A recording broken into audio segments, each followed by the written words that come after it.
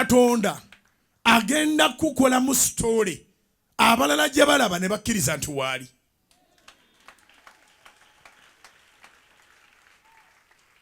Agenda kukolamu story. Era nkwegayiridde ebintu bingi ebireekaana weefuge si byonna nti reactinga. Kubanga bw'onoo reactinga ojja kulemererwa okujjuza akatabo ko. Kiwandiike. Ebintu bingi nnyo ebireekaana si buli ky'owulira nti reactinga. Kubanga bw'onoo reactingira ku buli ekireekaana ojja kulemererwa okujjuza akatabo ko.